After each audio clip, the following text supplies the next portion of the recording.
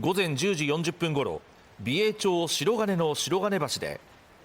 橋の下に仰向けで人が倒れていると110番通報がありました。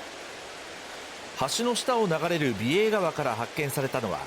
20代から30代ぐらいのアジア系の男性で、その場で死亡が確認されました。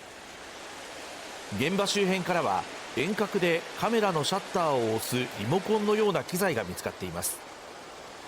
現場は幻想的な川の景色を写真に収めようと多くの観光客が訪れる場所でした。